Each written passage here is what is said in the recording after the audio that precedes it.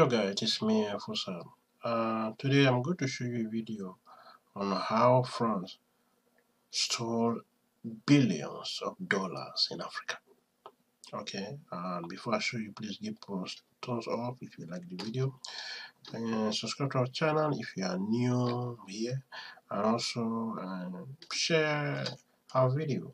So if you have any opinion on this video that I'm going to show you right now, so leave it below. Okay, so let me just play the video so that you watch it. How to see you in another time. God bless Africa. Bye bye. Africa is poor and its people need aid. This is a message echoed over and over again by journalists, charities, and non-governmental organizations. European and American children are told to finish their food because they are poor, starving children in Africa.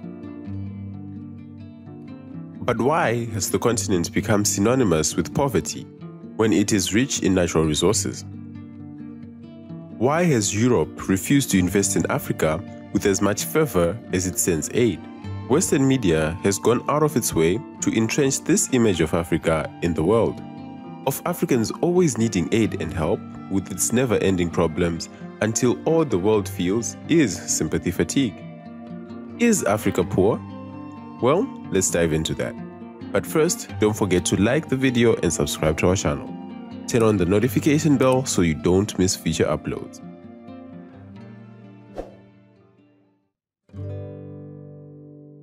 A Global Justice Now report found that in 2015, $203 billion left Africa compared to the $161 billion that the continent received through loans and aid. But the amount of money that leaves Africa is never highlighted, and the ways in which money and resources are exploited from the continent to benefit foreign governments and companies is hidden. In 2019, Italy's Deputy Prime Minister, Luigi Di Maio, pointed out that France's policy in Africa caused poverty and, as a result, the migration of Africans to Europe by dangerous sea routes.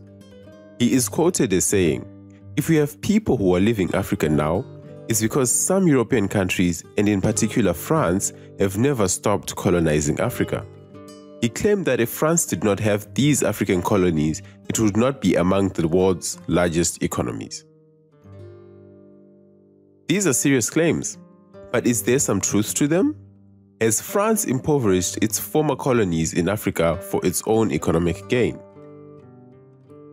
Di Maio isn't the first person to question France's policies in Africa and point out how self-serving and exploitative they are.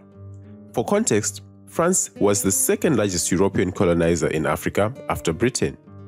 France mainly colonized countries in West Africa like Senegal, Mali, Niger, and Ivory Coast, and many others. After these countries gained independence in the 1960s, they still maintained strong political and economic relations with France. Europe has tried to paint its continued relationship with its former colonies as an altruistic move since Africans were building their nations from scratch.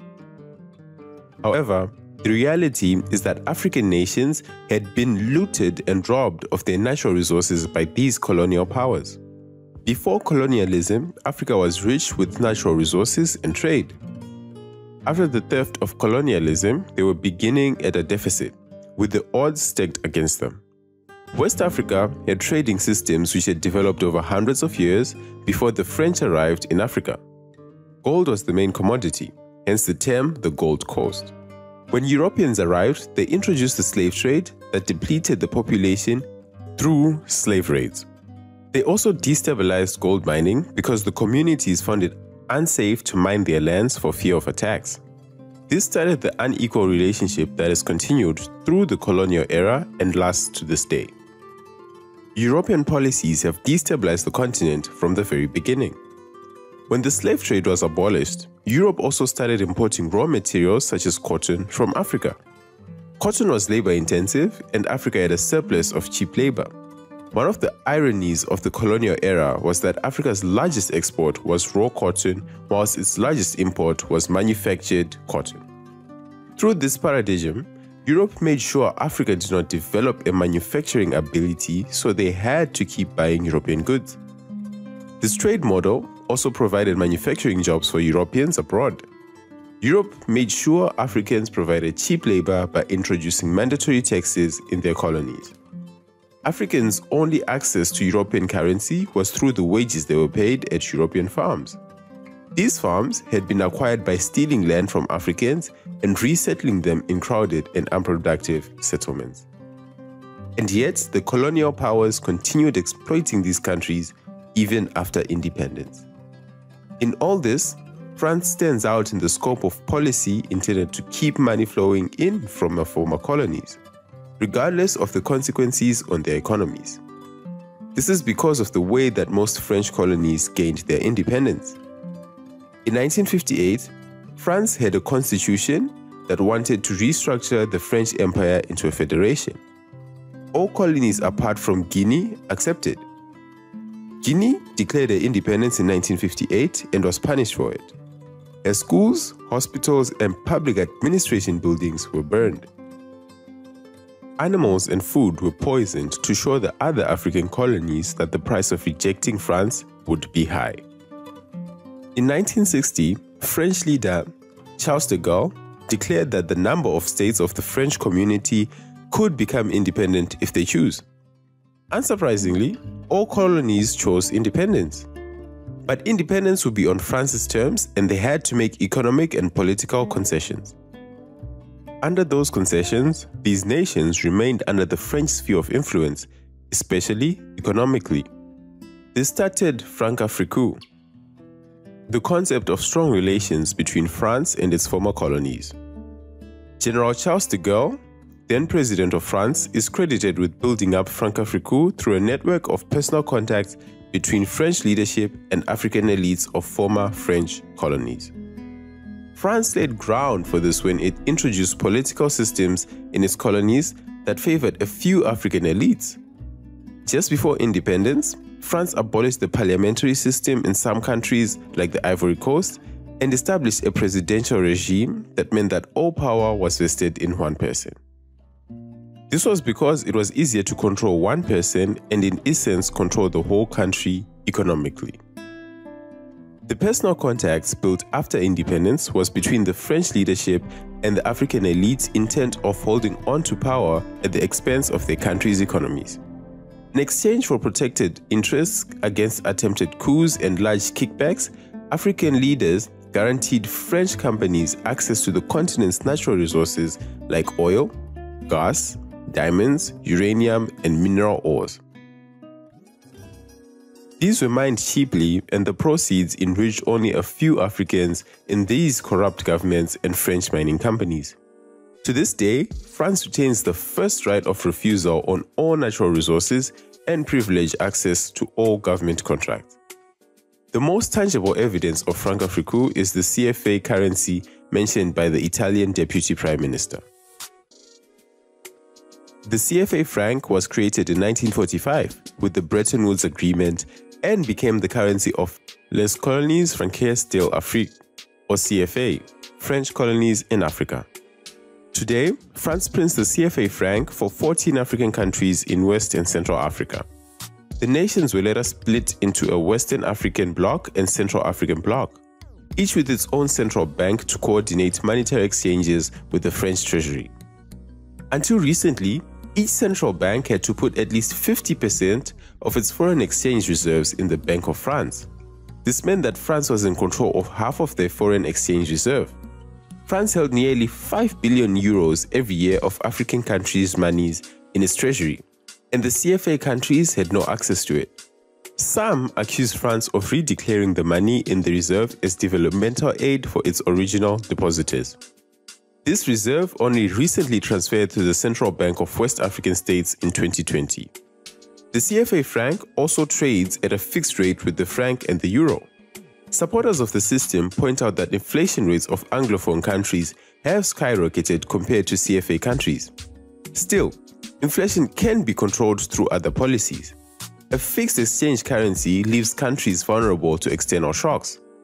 Some African economists consider dependency on European monetary policies a restriction to growth because it leads to fixation on inflation. Others call it a symbol of neocolonialism in Africa. Paris also demands that all military equipment be acquired from her, and it retains the right to provide military training to these countries' armies. This means that Africa provides France with a permanent market for its armament industry. In recent years, France has had a number of military interventions and currently leads an anti-terrorism initiative spanning 5 countries with up to 3,000 troops. This means her military presence is always felt in the region, while it does nothing to improve the military capabilities of these countries. France has also robbed her former colonies of priceless cultural artifacts that were looted and have not been returned to their native homes despite requests to do so. In 2016, Benin requested the return of 3 totem statues kept in Parisian Kwali Branly Museum for non-European art. They were taken from the Kingdom of Dahomey while Benin was under French rule. France refused the request. Other artifacts, known as the masks of the Dogon people, are in the same museum collection. They were brought to France from Mali after an expedition in the 1930s. The expedition members used cruel methods to obtain these priceless cultural artifacts from the tribe. They were never returned, and their forms went on to inspire artists such as Picasso. Some of these artifacts held deep spiritual meanings for Africans, but were looted to be displayed in European museums where they remain to this day. Sometimes the statues are sold for millions of dollars by these museums, but this money is not remitted to Africa. Some estimates put the value of the looted cultural artifacts in public and private collections in Europe in the millions of dollars. In the past, France has also been accused of helping corrupt governments remain in power if they serve French interests at the expense of their own people. France did not question these governments' corrupt policies when their policies benefited them. The best of this is the Rwanda government of 1994. A Washington firm concluded that France was neither blind nor unconscious of the imminent genocide, yet continued in its eminent support for Juvenal Habyarimana's administration. The report states that François Mitterrand, the president of France, did so to advance French influence in the country. There are even reports of African governments monetarily supporting French political parties during the elections to ensure the coming governments would protect their corrupt regimes. This means that the French protected the interests of a few corrupt elites to secure its hold on Africa. In some cases, the consequences were horrible and tragic for African people. That is all for today. Please let us know your thoughts in the comment section. Don't forget to like the video and subscribe to our channel. See you next time.